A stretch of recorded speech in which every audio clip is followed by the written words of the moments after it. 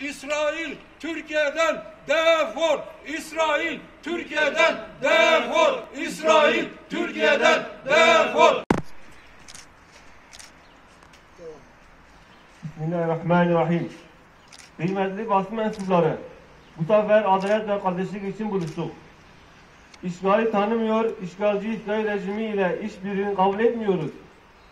20. yüzyılın başlarında Orta Doğu'da ciddi kırılmalar ve bu kırılmaların getirdiği büyük değişimler yaşandı.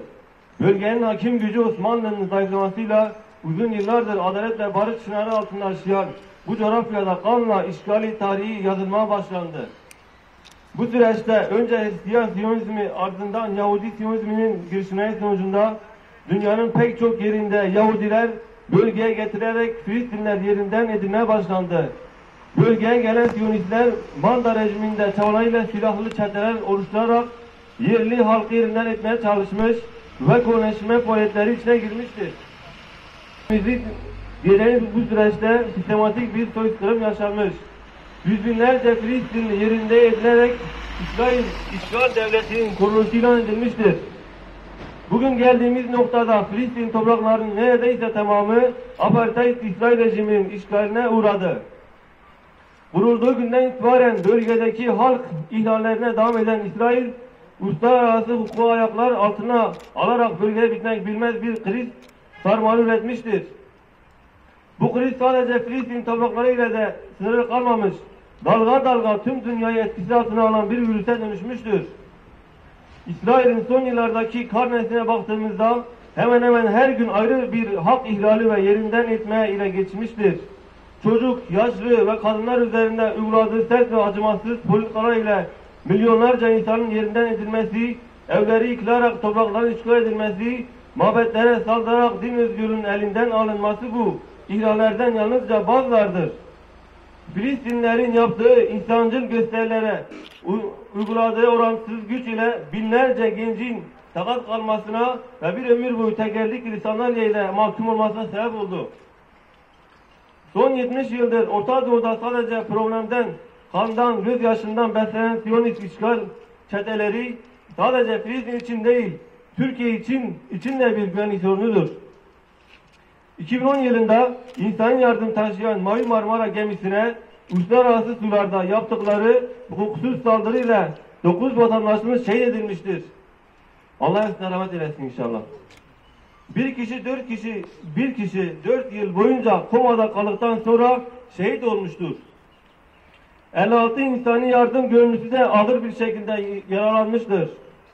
Bu saldırı sonrasında yaşanan süreçte Mavi Marmara Derneği olarak tam 12 yıldır süren hukuk mücadelesine başladık.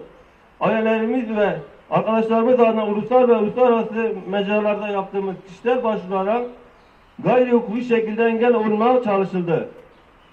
Mülkün temeli olan adalet, Yahudi lobisinin gizli görüşmeleriyle engellenmeye çalışıldı. Bağımsız Türkiye mahkemeleri taraflı tutumu ile insanların hak ve hukuk arayışlarına engel üstüne engel koydu. Bu süreçte apartheid İsrail güçleri Türkiye'ye onlarca söz verdi. Gazze'de hala devam eden karadan İslam dininin kutsal mekanlarından biri olan Mescid-i Aksa'daki saldırılarının önlenmesi ve Filistinlere seyahat din özgürlüğü tanınması gibi yerine getirilmeyen onlarca söz verildi. Yaşanan bunca sıkıntının hesabı hala sorulmamışken ve bu hukuksuz saldırının üstüne Türkiye devleti gençlerinin işgalci apartheid rejimi İsrail'e başlattığı siyasi yakınlaşmayı anlamakta güçlük çekiyoruz. Türkiye'nin de milli güvenliğini tehdit eden çeteleri ve örgütleri fonlayan 15 Temmuz darbe girişiminin bir taraf biri Orta Doğu'daki kronikleşen birçok problemin esas tetikleyicisi olan bu yapıyla siyasi yaklaşmanın daha büyük problemlere kapı arayacağını inanıyoruz. Apartheid rejiminin en önemli özelliği istasyonluktan ve problemden beslenen bir gelenekte oluştur. Kıymetli basın mensupları, değerli dinleyiciler, şunu tekrar ifade etmemiz gerekiyor.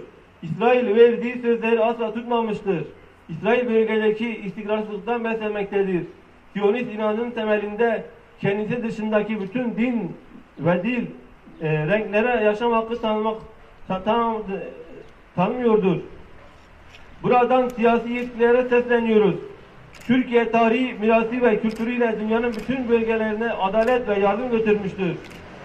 Devlet geleneği olarak teröristlere, haydutlarla ve hırsızlarla işbirliği içinde olmamıştır. İsrail'in senelerdir tüm Orta Doğu'da finanse ettiği teröre ve Türkiye Cumhuriyeti vatandaşlarına katlederek sergilediği şımarık tutumu görmezden gelerek siyasi bir yakınlaşmanın daha büyük bir problemlere yol açacağını biliyoruz. Apartheid rejimi İsrail'in Türkiye'nin dış politikası için bir tehlike olduğunu iyi biliyoruz. Halkın iradesini yok sayarak ve kendi vatandaşlarının hukuki mücadelesi hala devam ediyorken bir türlü yakınlaşmanın ülkemizdeki adalet sistemini yerle bir edeceğini iyi biliyoruz. Gelin bu yanlıştan yol yakınken ayrılın. Kendi vatandaşlarının hukuki mücadelesi hala devam ediyorken bir türlü yakınlaşmanın ülkemizdeki adalet sistemini de olumsuz etkileyeceğini iyi biliyoruz. Mavi Marmara'nın, Hatay'da verdiğimiz şehitlerin, Gazze'deki ablukanın, Mescid-i Aksa'ya saldırıların hesabı sorulmadan İsrail ile başlayacak bir normalleşme sadece bölgedeki krizlerin daha kurumsal zeminlerde karşılık bulmasına sebep olacaktır. Son olarak şunu bilmemizi isteriz. Bizim seferimiz hala bitmedi ve Mavi Marmara yoluna devam ediyoruz. Kahrolsun ABD, kahrolsun İsrail, Müslüman, susma, susarsan sıra sana gelecek.